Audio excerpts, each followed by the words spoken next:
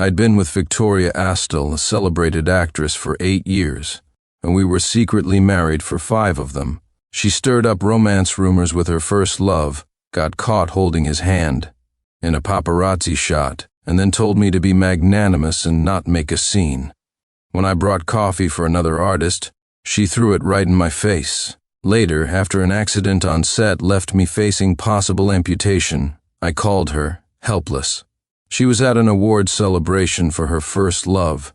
After I asked for a divorce, she desperately tried to win me back, even revealing our marriage to the public. Our 8 years were finally out in the open, but by then, I didn't want her anymore. On our wedding anniversary, of all days, I came down with a fever. In the hospital room, the nurse asked if any family was coming to look after me. I could only shake my head. People passed by in the hallway, chattering about the latest entertainment news. Victoria Astell and Ethan Graves were spotted holding hands by the Riverwalk. I heard they were college sweethearts, but they broke up when he went abroad. Looks like they're rekindling an old flame? It's like a real-life romance novel.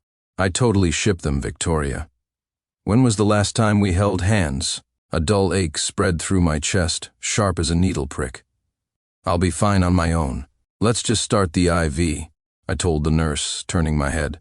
There's a lot of medication. I'm worried you might fall asleep. You have to keep a close eye on the drip.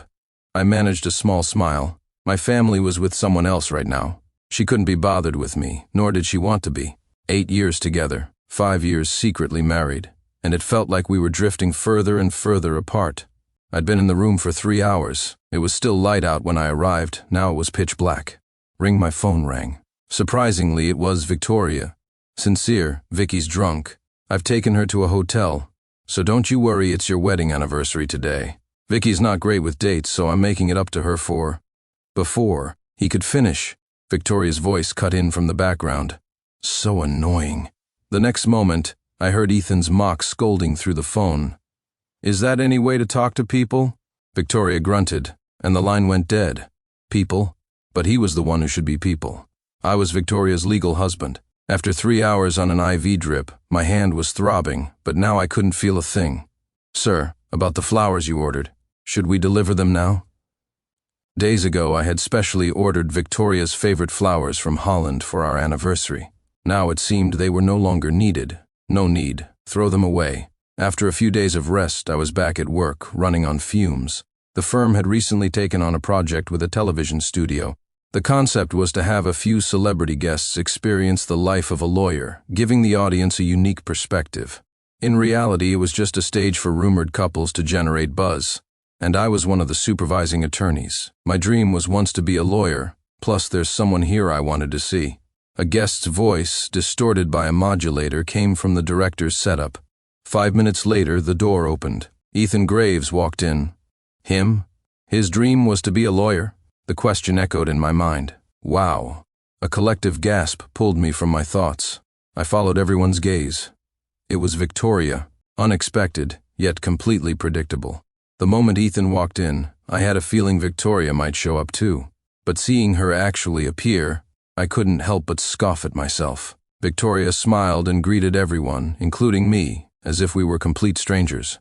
There was one other lawyer and one other celebrity on the show. The lawyer was my mentor, Arthur Jennings, a highly respected senior partner who would oversee the entire case.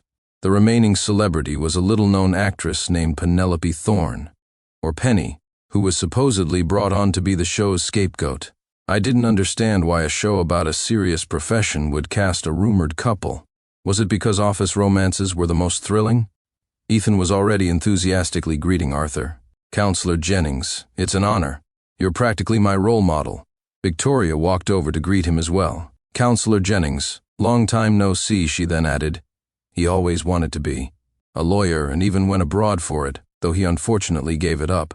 Ethan glanced at me, a smile on his face, but his eyes held a glint of provocation. What was that about? Was he implying that Victoria was attracted to the profession, not the man? As childish as it seemed, I couldn't suppress a bitter laugh. For 8 years, for the sake of her career, I had never once appeared in public with her. But now, here she was, openly attending an event with her first love. Someone she wanted to see? She saw him every day. Why bother coming on this show? Victoria was now chatting with Ethan in the reception area. Her sweet, bell-like laughter drifted out periodically. I tried to focus on the case files in my office, but a case that was usually straightforward suddenly felt impossibly complex. Her laugh echoed again. I looked toward the reception area. Their silhouettes were reflected on the glass partition. From my angle, Victoria was leaning against Ethan like a girlfriend. A wave of helplessness washed over me, and the thought of divorce surfaced in my mind.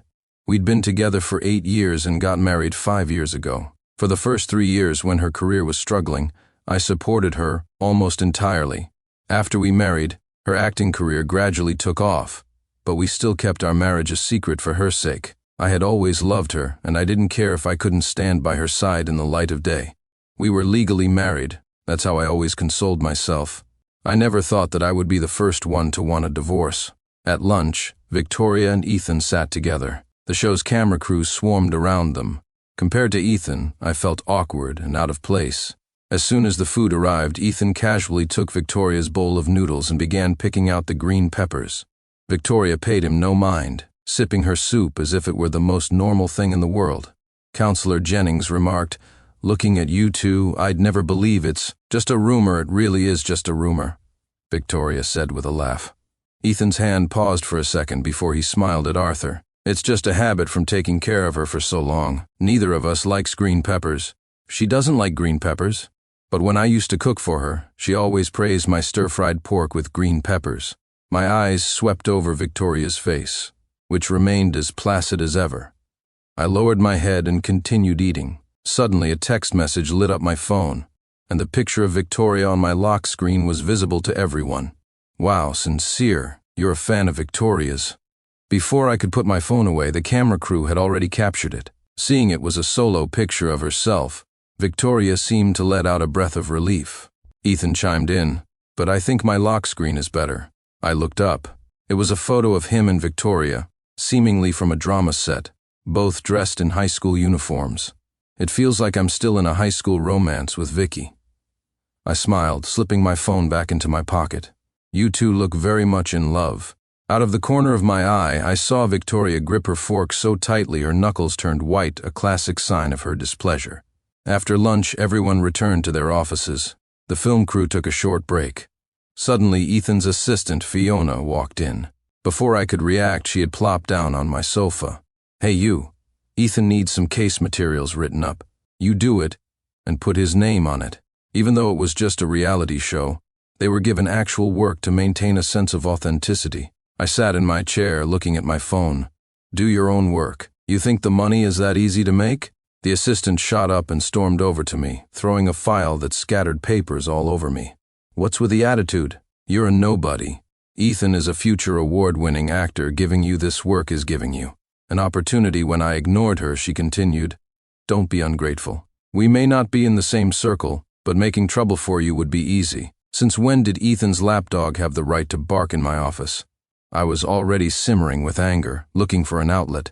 I picked up the files she'd thrown at me and tossed them right back in her face.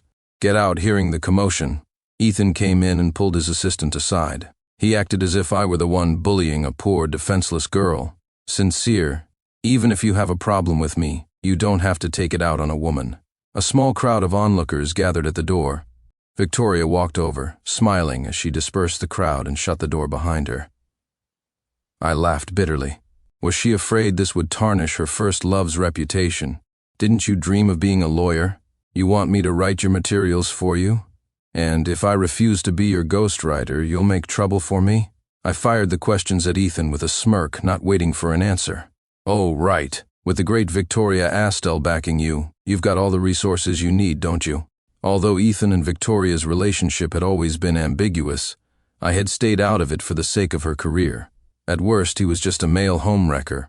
But to come to my turf and cause trouble like this, it would be rude not to fight back. Ethan, likely experiencing the sharp tongue of a lawyer for the first time, stood there stunned, his eyes darting around, searching for Victoria. He tried to put an arm around my shoulder, but I dodged him. Seeing my cold, unforgiving expression, he turned and began scolding the assistant he had just been protecting. "What's wrong with you?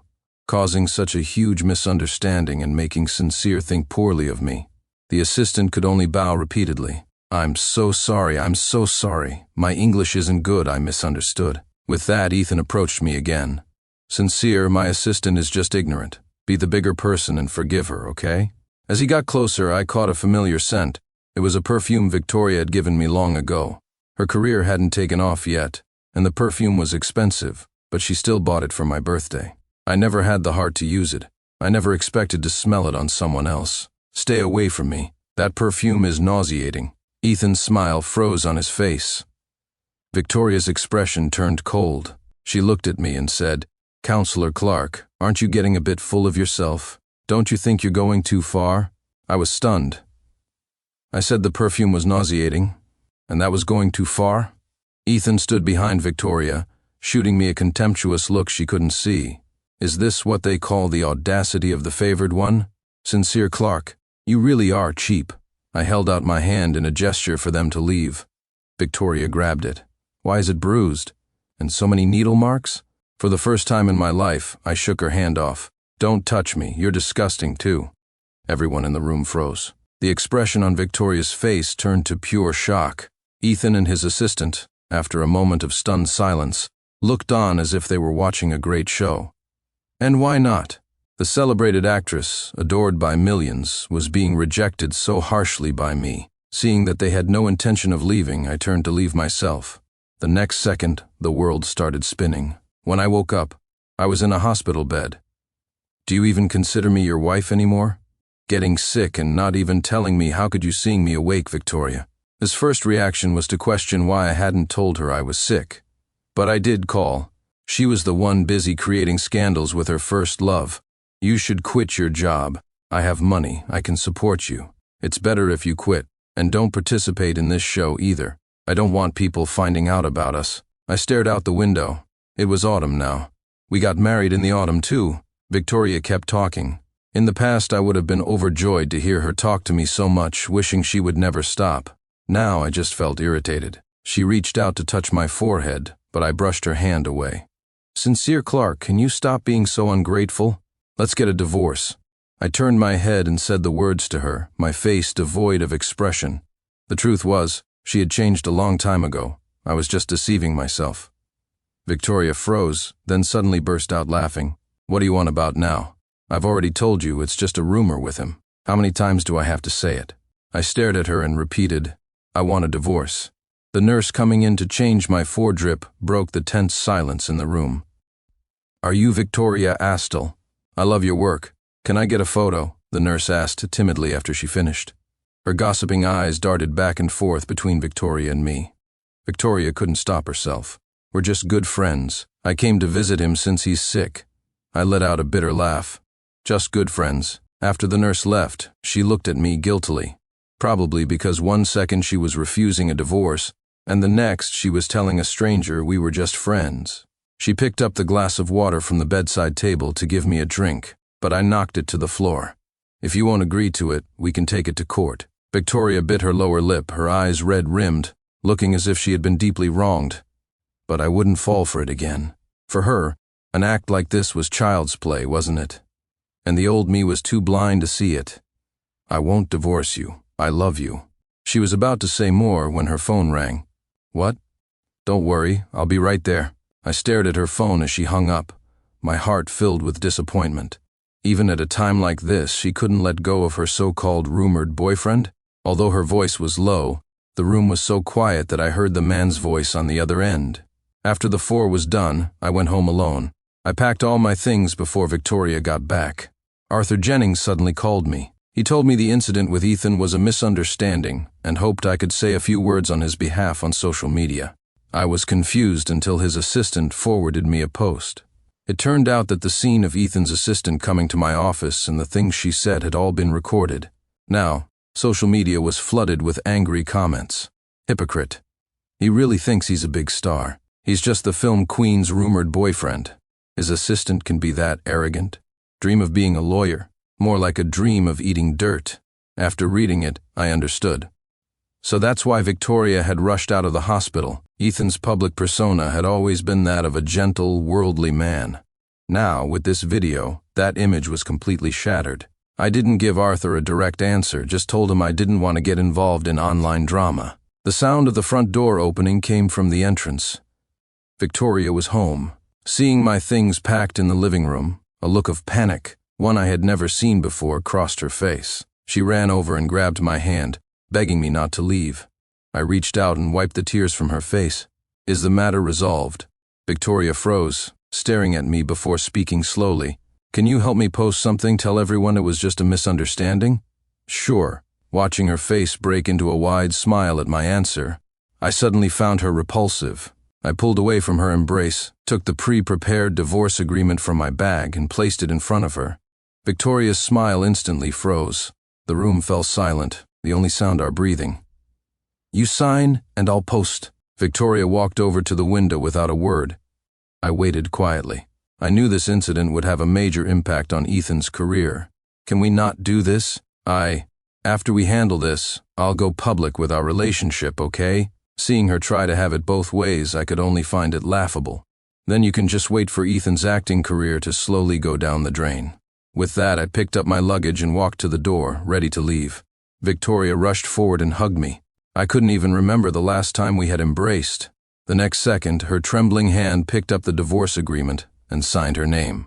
But she still blocked the door, preventing me from leaving. "We're not divorced yet. You can't go. You can't leave our home. I'll change. I'll pay more attention to you from now on, okay?" Victoria pleaded, cautiously tugging at my sleeve like an abandoned kitten. I smiled. How could she be the one who was abandoned? She was the one who abandoned me. "No need. Let's start our separation now." That day, no matter what Victoria said or how she tried to make me stay, I left that place we once called home. I don't know what she was thinking. She clearly didn't love me anymore, or at least there was someone else in her heart. Why couldn't she just let go? Did she need to have two men at once to be happy? The next day, I called my director at the firm to request a leave of absence. To my surprise, he told me to just stop coming to work for a while. Almost immediately, I thought of Victoria. "What? Casting me aside now that you're done with me?" She was silent on the other end. Just as I was about to lose my temper and yell, she finally spoke. "You're not well, you need to rest. Taking a break from work is good for you." My anger flared. "Are you insane? Who do you think you are? We're divorced." I told her to stay away from me and stop interfering in my life and work. But after a few days off, I found that my cases were mysteriously being poached by others. I clung to a sliver of hope and called my old clients only to be met with rejections. The last one told me that someone had offered to hire top-tier lawyers for them, free of charge. It didn't take a genius to figure out who had that kind of money. Who else but Victoria? She didn't love me. She just loved the feeling of controlling everything. After several days at home, I received a call from a company. They invited me to be their legal counsel. This company was one of the largest in the country. I thought that this time Victoria probably couldn't interfere. For a moment I was so excited I jumped for joy. This was it, I thought. I can finally be free of her. But I never expected to run into Ethan in the company elevator. "Sincere, thanks for your help last time." His assistant was still working for him, standing beside him and giving me a meaningful smirk.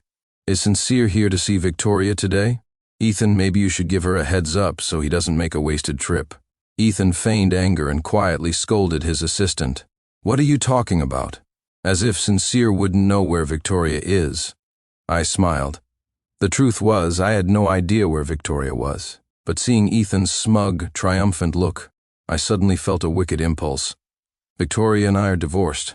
Ethan and his assistant's eyes lit up. Despite their shock, they couldn't hide the joy in their expressions. I continued. "Too bad for you, she begged me not to." Seeing Ethan's expression turn uncomfortable, I stepped closer. Using my half-a-head height advantage, I leaned down to his ear, and in a voice loud enough for all three of us to hear, I told him, "Don, to give me that crap about the one who isn't loved is the third wheel. You're a homewrecker, stop making excuses for yourself." Ethan's eyes widened as he stared at me, trying to shove me away, but he was too weak. I easily pinned him in the corner of the elevator, climbing the ladder by clinging to a woman. "You're truly disgusting, you homewrecker." His assistant stood by, cowering, not daring to step forward. I released him, took some hand sanitizer from the dispenser in the elevator, and cleaned my hands. What a foul encounter. The major shareholder of this company, Apex Corporation, was said to be a foreign tycoon who rarely made public appearances in the country. The person who received me was the company's general manager. I voiced my confusion to him. "Why did you choose me to be the company's legal counsel?" He didn't evade the question, explaining that it was partly due to my professional skills and partly because of a recommendation. Though he was vague, I knew this job offer was too much of a coincidence. But no matter how I pressed, he wouldn't tell me who had recommended me. As I stepped out of the elevator, I ran into the girl from the TV show, the one chosen to be the scapegoat. Counselor Clark. What a coincidence. I admit, I didn't recognize her at first. Her appearance today was completely different from on the show. On the show, she was sweet and demure, but the person I met in the elevator was a dazzling, confident heiress. Sensing my confusion, she explained, "The company is holding public auditions for a new brand ambassador today, so I came to try out." I nodded. So that was it. It seemed that was also why Ethan was here. Seeing she was struggling with her files, I politely took her coffee. She gave me a polite smile. The elevator doors suddenly opened. I was face to face with Victoria. With her were Ethan and another man who seemed to be a manager at the company. "Miss Astell, thank you for your recommendation. I hope we have a pleasant collaboration." Ethan protectively escorted Victoria into the elevator. Before I could react, the coffee in my hand was snatched away by Victoria. The next second, I was drenched in coffee from head to toe. Victoria sneered. "No wonder you wanted a divorce. So you've already hooked up with someone else, have you?" She then glared at Penny. Can just anyone be a homewrecker these days? A fire ignited in my stomach. I couldn't believe Victoria had become this person. I pulled Penny behind me. "Don't you dare talk such filth. Even if our divorce was because of a third party, it would be because of this male homewrecker next to you." Perhaps because I had never spoken harshly to Victoria before, she looked surprised. Then she lunged forward, trying to grab Penny by the collar. I pushed her hand away. Suddenly, Victoria went berserk, flailing her arms and hitting me wildly inside the elevator. Thump! The elevator lurched to a halt. The sudden jolt snapped the unhinged Victoria back to reality. Then, the elevator began to drop abruptly. I tried to calm everyone down. Victoria, shedding her arrogant demeanor, tried to grab onto me. I knew she was scared, but I still dodged her outstretched hand. Seeing this, Ethan pulled Victoria into his arms. "Sincere, I'm scared." Penny cautiously leaned on my shoulder, trembling. Looking at Victoria's venomous glare across from us for a moment, I didn't push her away. A voice came through the intercom. "Please wait a moment, everyone. There's a small issue with the elevator. It will be fixed shortly." I don't know what they heard on the other end, but the tone suddenly became urgent. "We sincerely apologize for the unpleasant experience. The manager and I would like to extend our apologies to you all." Ethan's assistant looked at Victoria with a fawning smile. "Vicky, you have so much influence. They must be rushing because they know you're in here." Victoria ignored her, and the atmosphere instantly became awkward. "Vicky, thank you for recommending me to the company. I probably wouldn't have gotten this endorsement without you." At Ethan's words, Victoria managed a grudging response. She once told me she hated the sycophantic, opportunistic culture of the entertainment industry more than anything. But now, she had become one of them. Some young people these days just throw themselves at anyone good-looking. They love being the other woman. Though she didn't name names, every word was like a knife aimed at Penny. I was about to speak up for her, but the young woman spoke first. "Youth is a great thing. Youth is capital. Unlike some old hags. Penny cut Victoria off. "In the entertainment industry, people are always coming and going. Who knows who'll be cast aside first?" That one sentence struck a nerve with Victoria. I knew she was at a difficult, transitional stage in her career. As she got older, despite her prestigious awards, the number of roles available to her was dwindling. This was also why she couldn't publicly acknowledge me. An outsider. "Is that so? A young thing? Well, do you think I can have you blacklisted?" When those words left Victoria's mouth, the person in front of me felt like a complete stranger. At that moment, the elevator doors slid open. "Who is going to blacklist my daughter?" A casually dressed man stood outside the elevator, staring coldly at Victoria. "You're the one who wants to blacklist my daughter?" Victoria froze on the spot. The manager, who had just been shaking her hand, was now standing respectfully beside the man. Dad, Penny's voice came from behind me. She smiled and told her father, Marcus Thorne, that they were just joking. Penny leaned in and whispered something in her father's ear. He shot me a meaningful look. Then he turned to Victoria with a serious expression. "Miss Astell, I certainly hope you were just joking. Ever since Victoria's career took off, I had never seen her so flustered. After bidding farewell to Mr. Thorne and the company manager, we headed for the exit. Victoria suddenly grabbed my sleeve. Behind her, Ethan clenched his jaw. Is it because of her? Is that why you want a divorce? I found it laughable. Even now, she couldn't reflect on her own actions. It's not because of her. It's because of you. I've been neglected for too long, and I'm done waiting. Victoria's hand gripped me tightly, unwilling to let go. I'll change, okay? From today on, I'll never ever neglect you. Ethan stepped forward, but she shoved him away. But for me, there wasn't a single ripple of emotion in my heart. Let's just leave it at that. I pried her hand off and walked away without looking back. This time I thought, I will not turn back. Penny was a young woman at heart. After that day, she often came to my office under the pretext of work. I asked her if my job had anything to do with her. I expected her to feign ignorance, but she admitted it readily. Yes, because I like you, so I recommended you to the company. Her directness left me at a loss for words. It was then I realized she was no clueless newcomer set up to be a scapegoat. She was the daughter of Marcus Thorne, the company's major shareholder. But right now, I didn't want to think about relationships. Suddenly, rumors began to circulate online. They said Victoria and Ethan's relationship was on the rocks, hinting that an outsider had interfered. Gradually, some people dug up that the so-called outsider was me. In no time, my name, my company, and my home address were all exposed online. When I got home, a few people were throwing eggs at my door. Male homewrecker, how dare you ruin my idol's relationship? You mess with our guy, and we won't let you off. Throw more. Ethan's fans had actually come to my home to dump all this garbage. Sensing someone behind them, they spun around and glared at me. I quickly took out my phone, walked to the neighboring apartment, and pretended to knock, as if I'd forgotten my keys. That apartment hadn't even been sold yet. Who was going to open the door for me? He looks kind of familiar. The voice of a rabid fan reached my ears, and my toes curled in my shoes. I did not want to be pelted with eggs. Just as I was trying to figure out how to escape to the elevator unscathed, the door opened. A hand pulled me inside so quickly I didn't even see who it was. Wrong person, wrong person. The fan's words filtered through the door. I breathed a sigh of relief and looked up. It was Penny. Surprised? I actually bought this apartment. She grinned like a child who had just won a prize, waiting for my reaction. But I didn't know what to say. Penny seemed to notice my awkwardness and stepped closer. It wasn't because of the show. I looked at her, confused. I saw you feeding Buttercup at the old company. Buttercup was the stray cat downstairs from the office.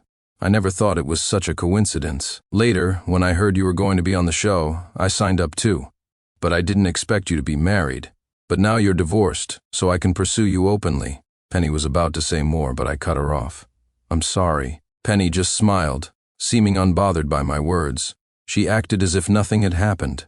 I'll leave in a bit, it won't take long.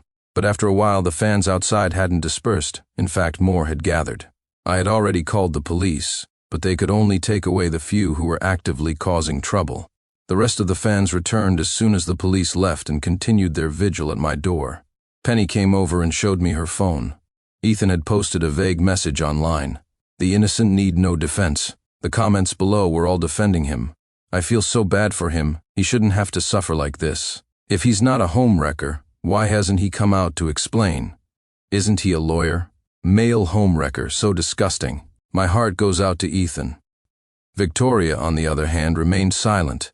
Even as everyone tagged her online, asking her to comment, she refused to say a word. I need you to do me a favor. Penny helped me by reposting a statement, a message from a friend for clarification. Some people shouldn't play the victim after benefiting from the situation. Attached was a picture of my divorce agreement with Victoria.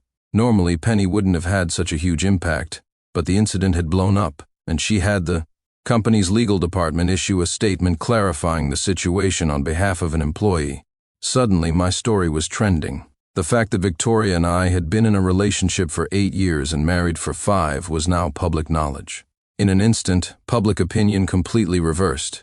So there was a male homewrecker, but it was Ethan all along. So disgusting. She's married and still out there playing the field. What is this? Using your fans to bully a private citizen? And that private citizen is your own husband. Hordes of people flooded Victoria and Ethan's comment sections with condemnations. Victoria, who had been playing dumb, finally spoke up. "Please focus on my work. I will handle my private affairs." It was an indirect admission of our relationship.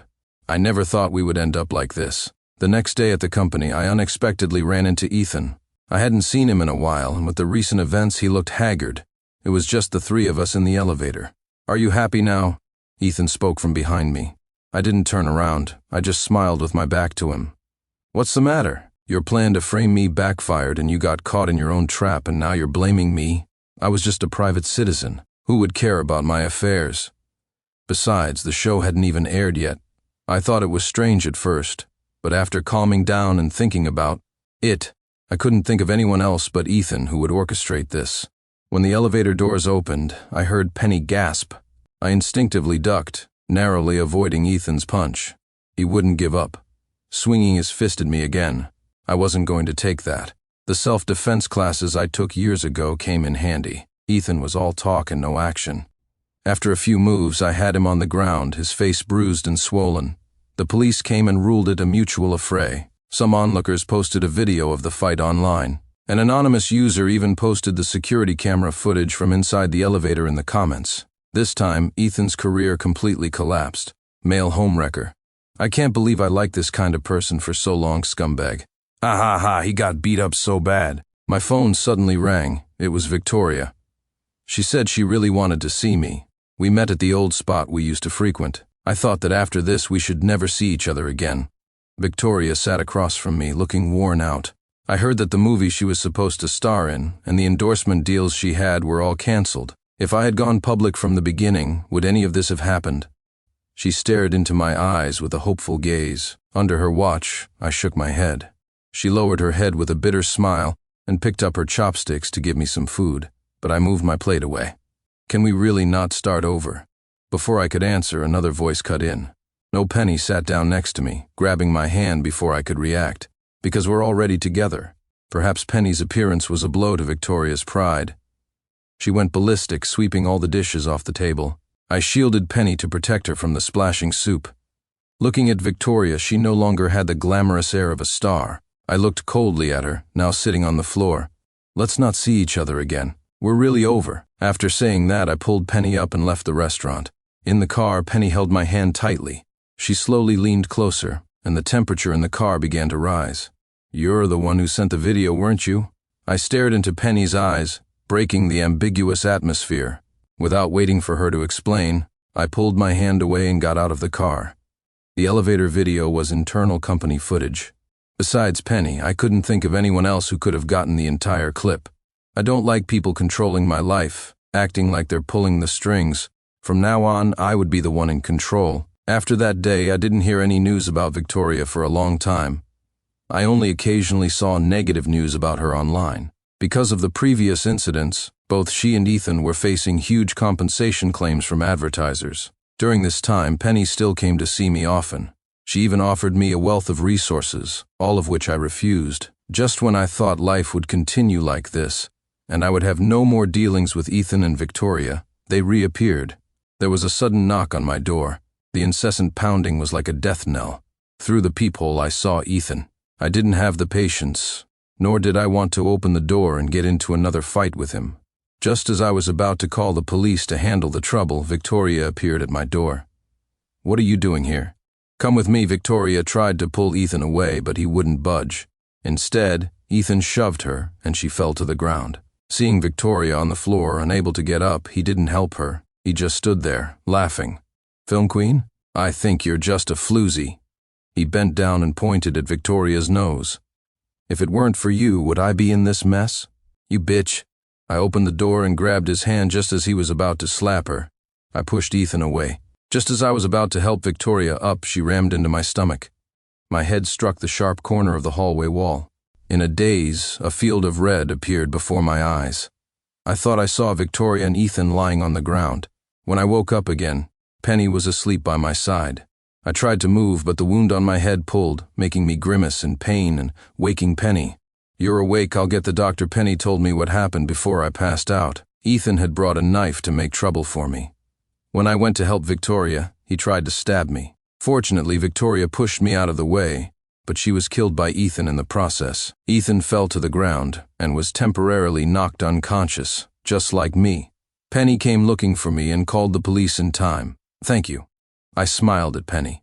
If it weren't for her, I might not have survived until Ethan woke up. After I was discharged from the hospital, I resigned from my position at the company. I had stayed in this city for Victoria, and even after our divorce, I never thought about leaving. But too much had happened recently. I thought maybe I should go somewhere else, see other places, and find a life I truly enjoyed. When Penny found out about my plans, she didn't say anything.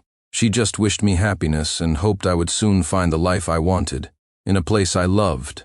On the plane, I gazed at the distant sunset. Beautiful. I couldn't remember the last time I had watched a sunset so peacefully. Maybe it was before I was with Victoria. Maybe it was before she became famous. Sir, please close your window shade. Sir, please place your hand on the left. I didn't turn my head, mechanically following the instructions like a robot. I didn't even question the oddity of the second sentence. It wasn't until a hand was placed on mine that I turned around in surprise.